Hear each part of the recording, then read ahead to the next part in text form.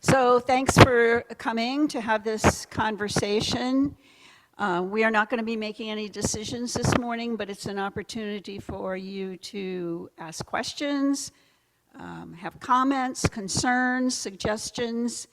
We know that the timeline for making a decision about Marraine's proposal is a little tight and complicated by the fact that within our leadership, there has been a lot of vacation time, people not around, so we have really kind of been scrambling to put things together, but we wanted to make sure that you folks here and the rest of the congregation had an opportunity to help us work through this, and we will tell you everything we know at this point. By next Sunday, there will be more concrete answers about the particular financial details of this. The finance team is working on this, and they will be finalizing those details during this next week with Marraine.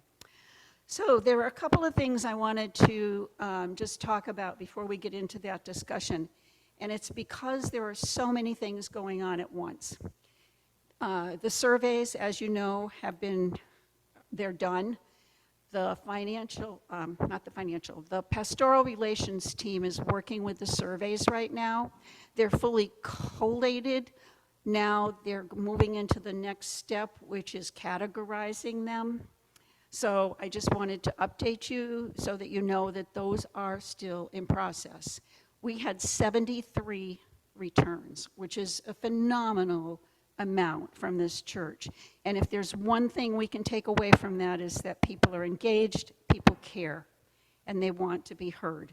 And so we are so grateful for that. That's a really wonderful, hopeful thing. And we will keep you updated about that process.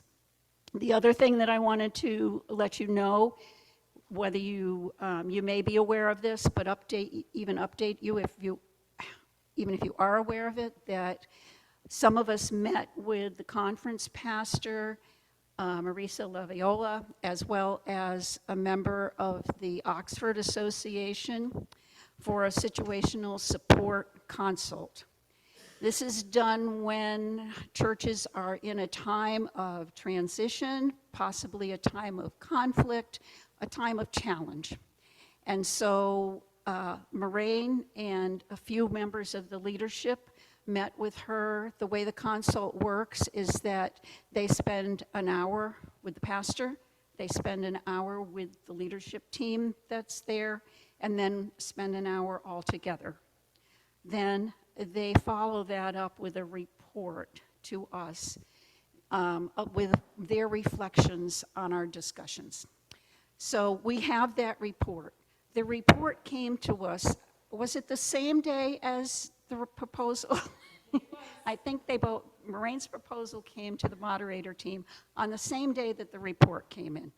So this was honestly an overload of information. I went home that day and honestly my head was just spinning because there was so much going on. And so we have the report, and the next step for that team is to sit down with the report together and go through it and talk about it.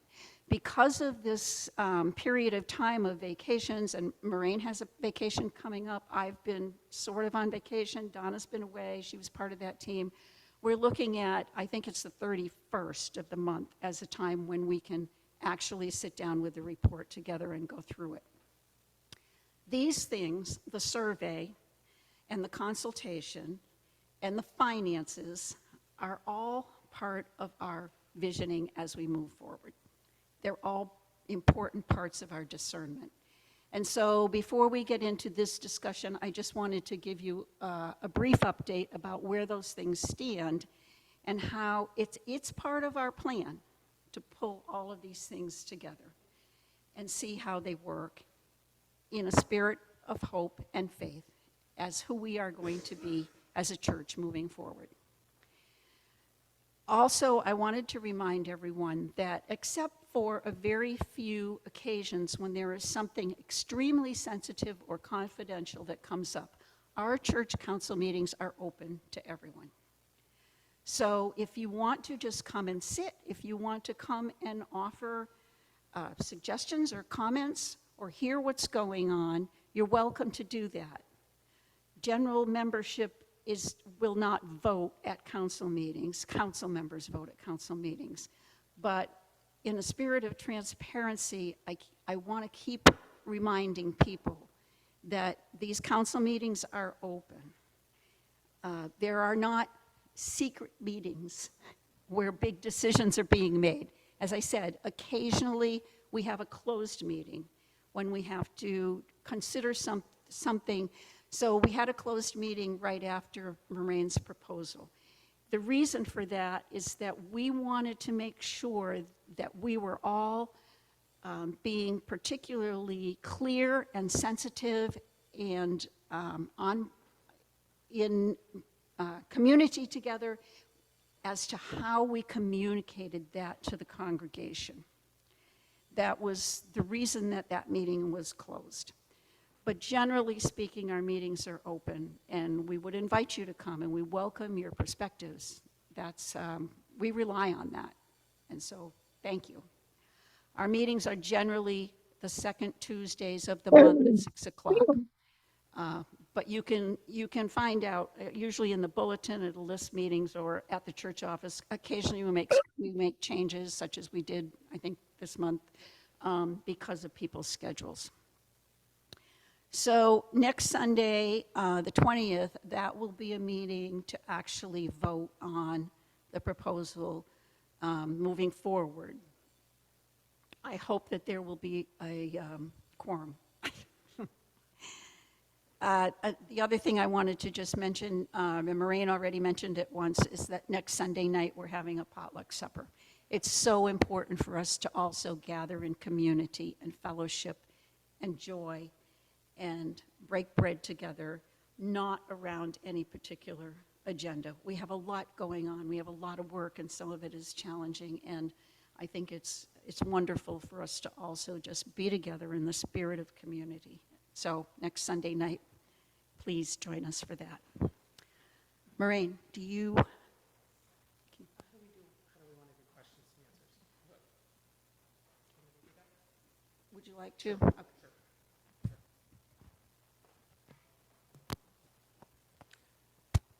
So I do have some notes here someplace. Okay.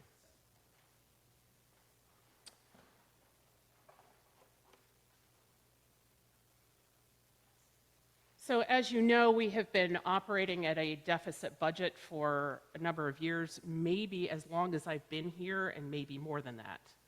And each year that deficit gets increased and increased and increased. This year we had a little bit of a gift because with the sale of the home and house, but that's not going to happen again. And even with that, we still have a deficit budget for the year. About 20 years ago, there was a group of leaders from the church who kind of looked at the financials of the church and looked at the horizon. Looked at the horizon and said, you know, here are our assets. Here's what we project going forward, and they projected almost exactly what is happening right now. That we would need to go part-time or make adjustments just about right now. So we've been talking, probably about 2 years ago, it may have been more than that.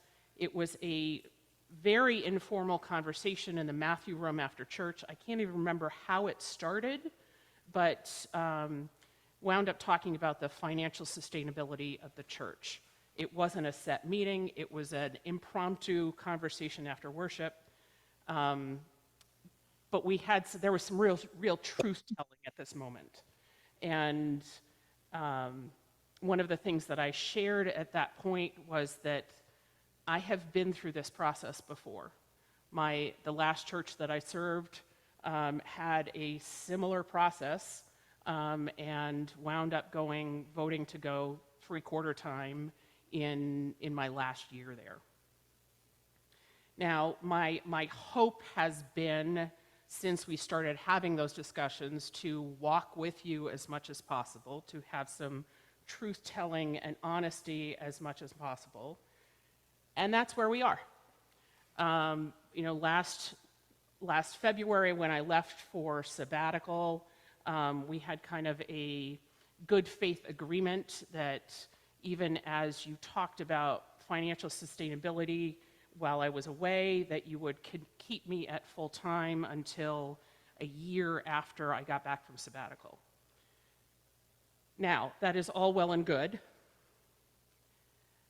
except that in order for me to find gainful employment,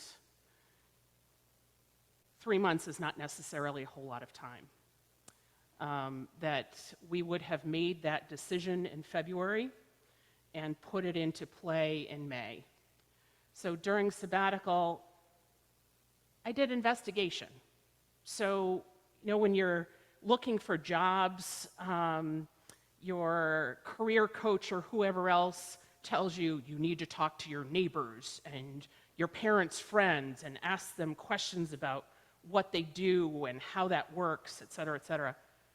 So that's absolutely what I did. I started talking to friends and colleagues and said, so how do you, if you work part-time, how do you fill out that other financial piece of your profile? And all of those discussions, up until about the end of August, were very informal, and there was nothing about actually, here's a resume and I'm looking for a specific job. That wasn't until a conversation with Andwell, which is formerly Androscoggin Home Health, which is located in Lewiston. And again, I went into it with, let's have a conversation. Will this work? And what I wound up with was an invitation to a part-time job. And as I pondered it, I thought, I know the timing is not perfect, but in this situation, I think that this is probably about as perfect as I can get for the moment, and still be available to be your pastor and still work with you as you continue to discern, because this, even with this proposal, this is not a set deal. We will still be in discernment as we go into February about what you want. And it may be that you want a 3/4, or want and can afford a 3/4 time pastor. That may or may not be me. We haven't figured that out. It may be that you look at the finances and you're not even quite sure you can do that. That's part of the next 3 months. That's part of the discernment that's ahead of us in the next 3 months. But for right now, it's a decision next Sunday about blessing this piece that I've offered to you for me to go 3/4 time as we continue to make that decision. We've had, again, as Sherry said, the timeline has been very, very tight for leadership, for me, for all the way around, very, very tight. So there are going to be pieces that we are figuring out as we go. The biggest piece, so one of the questions that has been asked a couple of times is, well, what's your availability going to look like? Basically, what we're looking at, having been through this before, is that at full time, I'm available for 5 days a week, and emergencies and on call, and for the other 7 days a week, whatever. And at part-time, at 3/4 time, that goes down to 3.5 days a week, 75%. Ideally, my working days will be Sunday, Monday, Tuesday, and the other 5 hours, 10 hours, whatever else gets filtered through either on evenings, Sunday, Monday, Tuesday, because there's a lot of times, folks, that I don't just work 8 hours. Talk to me at the end of youth group next Sunday night.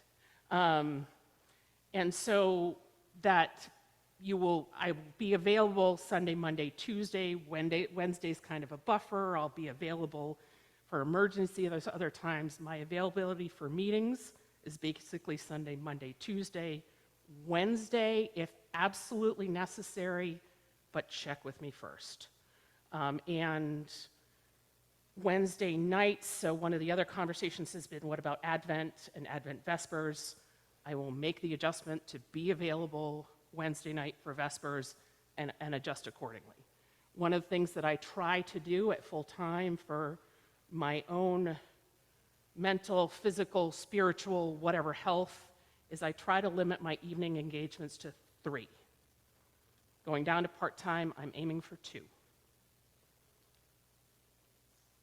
I need to be able to eat well, sleep well, balance my life, etc. So 5 days to 3.5 days, Sunday, Monday, Tuesday, buffer the rest of the week, 3 evening meetings to 2. So that's what I've got so far. I will be available for emergency pastoral care. Somebody's in the hospital, something's happened, call me. Doesn't matter when. And it may be that it takes me some time to respond, but even now, as your full-time pastor, it can take some time to respond. I can be in the midst of something else and take some time to respond. Really? Yes. Really? Really? And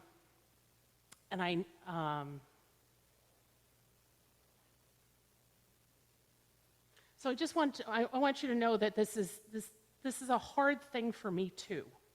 This is not, I of course wanted everything to fall into place and, not have to make Hi, decisions in Cedar. How are February. you? But this was Oh, this I'm seemed to be a okay. nugget that I couldn't pass Up. that I think will work very well as Yeah. we continue to discern. That's what I've got. What are your questions? And at what time? Okay. So when I was offered the position, I don't know if you know this, but when I was offered the position, I was asked, so can you do training September 23rd? And I went, no. And then we started calculating 2 weeks beyond, et cetera, et cetera. So training starts November 4th is November 4th and 5th. Oh, honey. That schedule that week is going to be a little I'm so wonky, happy for you. but that's when training is. And then Hey, okay. when November I'll see 1st you hits and I then. change to 3/4 time, of course with your blessing next week with a vote, Oh, sure. that Oh, thank we go you. 90 days Okay, from honey. that point I to the have end a of care January. package If you for you. decide to change my contract, if I decide to change my contract, there's kind of a Of course. 90-day notification Oh, piece in the call agreement, I'll see. which you're looking I'll see you in a bit. Okay, I love you. Yes, Bye. yes, hospice chaplaincy with Handwell, yes. Yeah.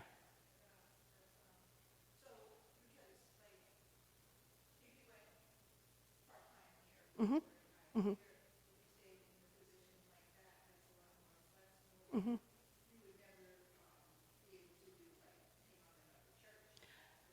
I love you all dearly very much, but after the last 6 years, you would have to bribe me with serious compensation to do 2 churches at once.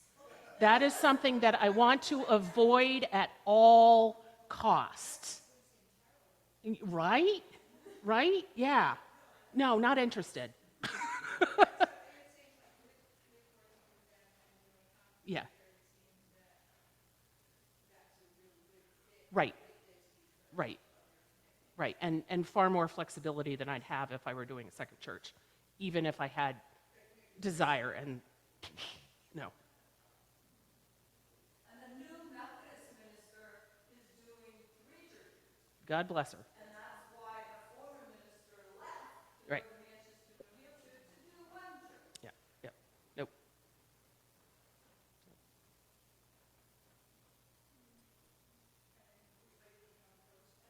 So no. So I've been. That's the other part of the piece that since July, or mid-July, I've been living with my dad because of the availability of housing, and coming up Sunday, Monday, Tuesday, driving back Wednesday after Tuesday after meetings. Occasionally I'm in a little bit more than that. I am looking at a place for the winter in Jay that will be, 10 miles away from here, also close to Lewiston. Gets me out of my dad's hair. He loves me very much, but yeah. Any septuagenarians want to have your oldest child come live with you? Probably not. Yes. Although the timing for that, frankly, was also spirit inspired, because my dad, he's been on the prayer list, has had some neck problems, and I was there on site to see things, and he's doing a whole lot better, but probably because I pushed. Right.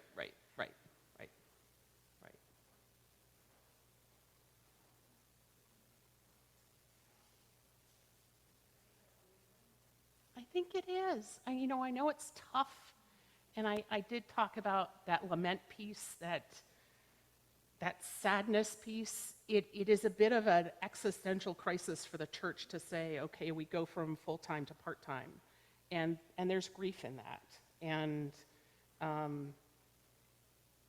there's some way, shape, or form to acknowledge that. But I think this is the best possible work together piece that we could do right now as we continue to figure out what's next.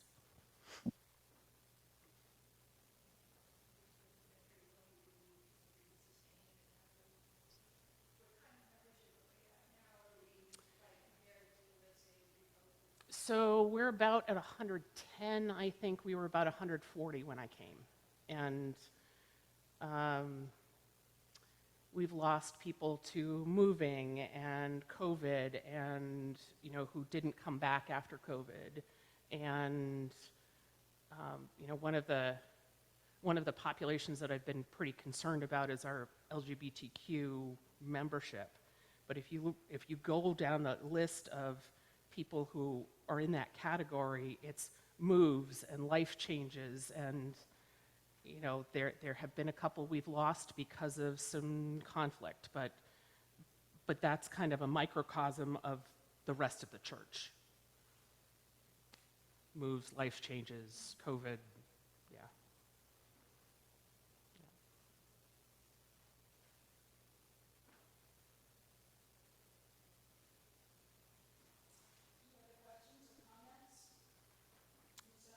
Chris, any comments, concerns? Okay. So I would say that, again, we are figuring this out. What we're voting on next Sunday is, yes, you are blessing my proposal to go to 3/4 time. We're voting on the proposal, the financial proposal. The intricacies of what that means, beyond what I shared, we're still figuring out. And we're still in a period of discernment. It blesses kind of the start of a next chapter. So, and if you have questions, we will have a council meeting on Tuesday night. Your moderator team and I and pastoral relations could all be available for more questions, but please share your questions if you have questions. We did not meet last Tuesday, and we rescheduled it to this Tuesday. There you go. Anything else for the good of the order? How about a prayer? Let's do that. Holy and beloved God, thank you for the ways that you are with us in the midst of this time of looking at the horizon. Be with us in our pondering, in our creativity, in our hope, in our figuring out what is next. Bless the disciples and stewards of this congregation, that we continue to do what we are so good at, that we are the church within these walls, and that we are the church outside of the walls. So bless us all as we go out. Amen.